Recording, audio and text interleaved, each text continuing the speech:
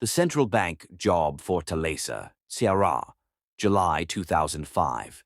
The air smelled like wet concrete and fried pastel even at 3 a.m. The street dogs had gone quiet. That was the first sign something was seriously wrong. Down on Avenida Santos Dumont, half a block from the glowing blue sign of Banco Central do Brasil, nobody noticed the laundry service van that had been parked in the same spot for 72 straight hours. Nobody noticed because the plates had been swapped 3 times, the color changed twice, white, silver, dirty white again, and every morning at 7:15, a sharp-dressed dude in a central bank maintenance uniform walked out, stretched, lit a cigarette, and walked back in like he owned the place. His name was Marco Tatu Silva, but the gringos he was working with just called him Tat, short for tattoo, short for the whole damn back he'd inked with a map of the tunnel they were about to rob blind. Inside the van, 3 Americans sat on overturned plastic crates, sweating through their black long sleeves despite the AC running full blast. Ricky Rook Delgado, the wheelman, ex-NASCAR hopeful who'd wrecked one too many sponsor cars and ended up boosting high-end rides in Miami. He kept tapping his sneaker against the gas pedal even though the engine was off. Joey Jojo Kessler, the money man and explosives whisperer, former Marine EOD tech who'd blown up half of Fallujah and then half his savings on blackjack tables in Aruba. He was chewing on a plastic coffee stirrer so hard it looked like a toothpick murder scene. And then there was the ghost in the back. Calvin Cal Whitaker. 6'3", quiet as cancer, eyes like he'd already seen how this movie ends. Nobody knew exactly what Cal did before he showed up in São Paulo 3 months earlier with perfect Portuguese and a duffel bag full of brand new reais. But when he spoke, everybody shut the hell up. "Time check," Cal said, voice low. Jojo glanced at the burner. 0312. "We're green in 18. Ricky snorted. "Green my ass. This heat is gonna melt the goddamn tires before we even move." "Quit bitchin'," Jojo muttered. "You're the one who said Brazilian summer was cute." Cal didn't smile. Never did.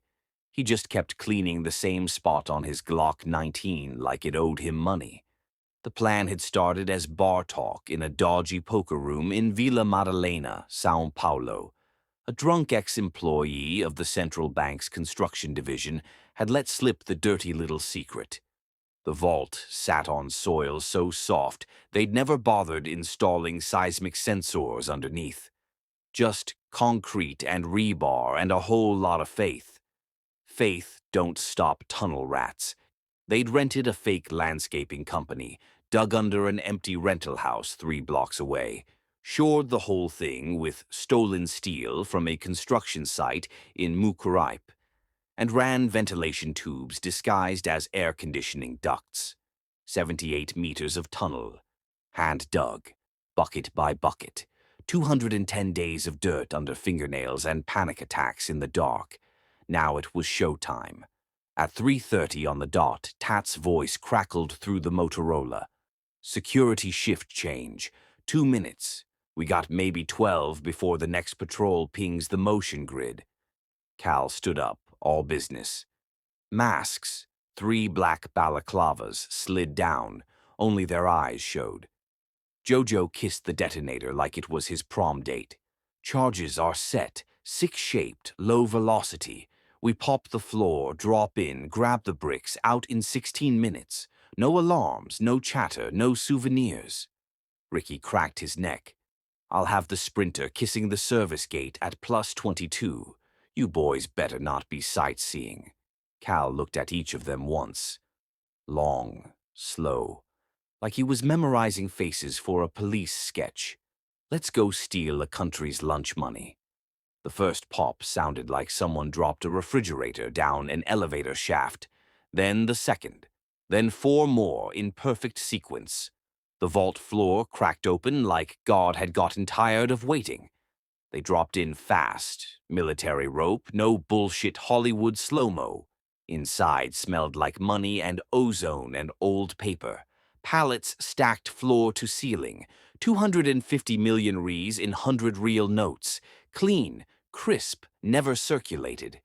Holy mother of fuck, Ricky whispered, staring up at the mountain. Focus, Cal snapped. 6 duffels, 40 bricks each. We're on the clock. They moved like they'd rehearsed it 1,000 times, because they had. Except in the rehearsals, the floor never groaned. 3 minutes in, Jojo froze. You hear that? A low metallic creak. Then another. The tunnel supports. The soil was shifting. Shit's moving, Tat hissed through the radio. We hit a wet pocket. Water tables rising fast. Cal didn't hesitate. Speed up. We leave half if we have to. They didn't leave half. They filled every bag, shoulders screaming, spines begging for mercy. At plus 14 minutes, the first real scream came from above.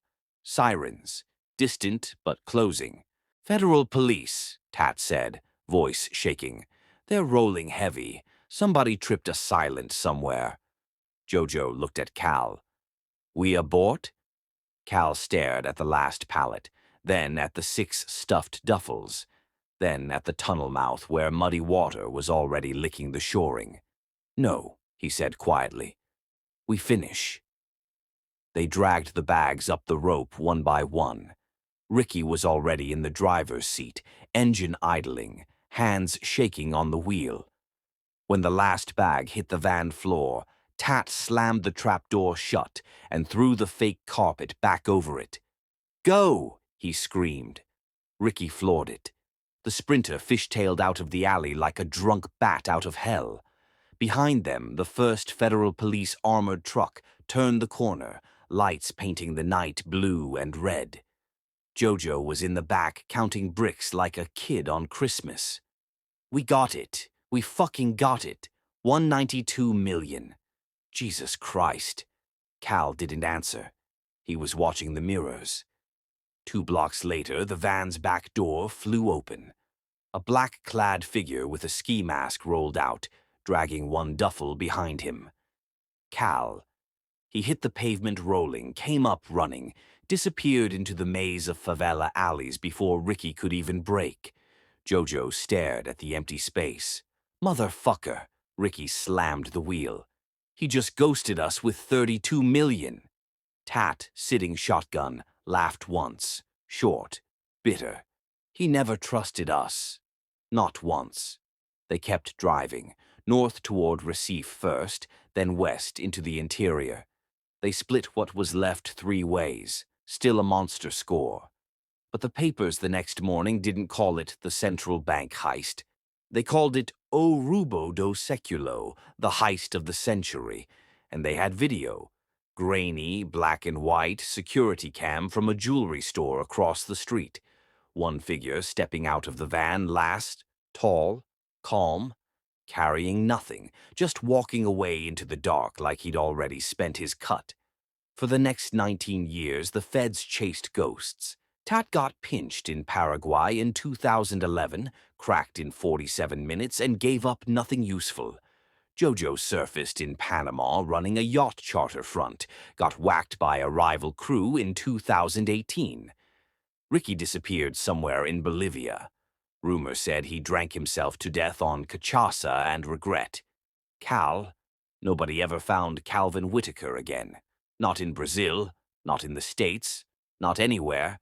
But every few years, when some new vault gets hit clean, somewhere in Dubai or Singapore or Montevideo, cops quietly pull the old Fortaleza file. They stare at the same grainy still, same height, same walk, same cold eyes that say, I already know how this ends. And they wonder if maybe the real jackpot wasn't the money at all. Maybe it was the clean exit. Maybe it was the part where the ghost finally gets to keep the legend. And maybe, just maybe, he's still out there.